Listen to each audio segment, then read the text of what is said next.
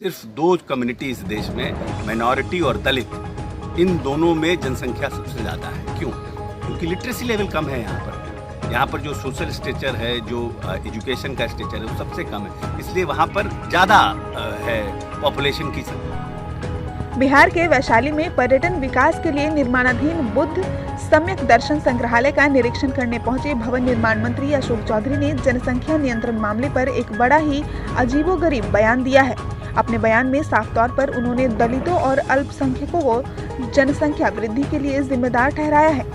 उनके इस बयान से राजनीतिक महकमों में चर्चा तेज हो गई है। भवन निर्माण मंत्री अशोक चौधरी ने कहा कि देश में दलित और अल्पसंख्यक दो ऐसे समुदाय हैं जिसकी जनसंख्या सबसे ज्यादा है।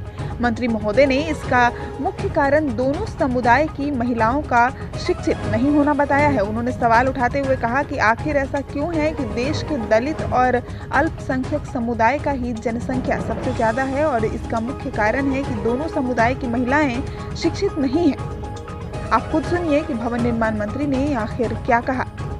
देखिए, हम लोग बार बार कहते हैं कि सिर्फ कानून ला करके जनसंख्या का नियंत्रण नहीं किया जा सकता।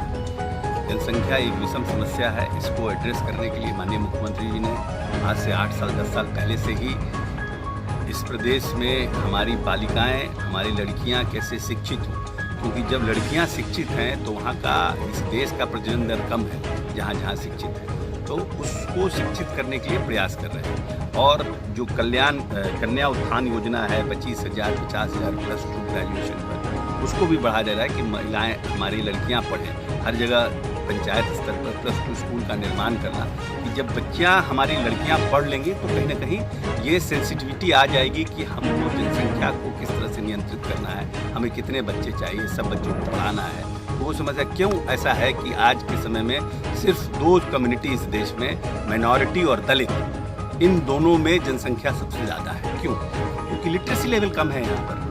यहाँ पर जो सोशल स्टेचर है, जो एजुकेशन का स्टेचर है, वो सबसे कम है। इसलिए वहाँ पर ज़्यादा है पॉपुलेशन की संख्या जो ज़्यादा है। क्योंकि यहाँ लिटरेसी लेवल कम है। जब लड़कियाँ और हम लोग, ये लोग पढ़ लेंगे तो निश्चित रूप से कम होगा। लेकिन और इस पर बहस की ज़रूरत है, और इस पर काम करने की ज़रूरत है। लेकिन अगर हमारे मुख्यमंत्री का मॉडल सब जगह इस तरह का लड़कियों को पढ़ाने का मॉडल अगर होगा तो बहुत चीज़ों में, सिर्फ जनसंख्या नहीं, बहुत चीज़ों में इसका फायदा होगा। हम आपको बता दें कि दलित शब्द का शाब्दिक अर्थ है दलन किया हुआ।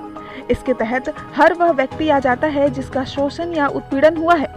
भारतीय संविधान में इन जातियों को अनुसूचित जाति के नाम से जाना जाता है, जबकि 2005 से लगातार सत्ता में रहने के बावजूद सुशासन बाबू के मंत्री इस बात को कहते हैं कि दलित और अल्पसंख्यक महिलाएं अशिक्षित हैं और इसलिए जनसंख्या ज्यादा है। तो इसका सीधा और साफ मतलब सरकार की नाकामी से है। मंत्री जी के बयान से ये स्पष्ट है कि 15 साल तक राज करने के बाद भी नीतीश सरकार अनुसूचित जाति और अल्पसंख्यकों को शिक्षित करने में विफल रही है। तो फिर अपनी गलतियों का ठिकरा जनसंख्या वृद्धि की कीचड़ में लपेटकर अनुसूचित जाति और अल्पसंख्यकों की तरफ उछाल देना कहां तक जायज है? ये आप हमें कमेंट में जरूर बताइए। हालांकि इसके बाद भवन निर्माण मंत्री अशोक चौधरी ने वैशाली गढ़ पर 72 एकड़ में 320 करोड़ की लागत से बन रहे बुद्ध सम्यक दर्शन संग्रहालय का निरीक्षण किया और कहा कि कोरोना के चलते निर्माण कार्य बाधित है। इसे जल्द ही शुरू किया जाएगा और दिसंबर माह तक इसका निर्माण कार्य पूरा होने का लक्ष्य भी निर्धारित किया गया है। बताया जा रहा है कि हाल ही में मुख्यमंत्री नीतीश कुमार ने वैशाली गढ़ से गुजरते हुए हवाई संरक्षण किया था। इस दौरान बुद्ध सम्यक दर्शन संग्रहालय का निर्माण कार्य बंद पाए जाने के बाद मुख्यमंत्री ने मामले में संज्ञान लिया था, जिसके बाद भवन निर्माण मंत्री अशोक चौधरी मौके पर पहुंचे और नीतीश सरकार की ड्रीम प्रोजेक्ट का निरीक्षण किया।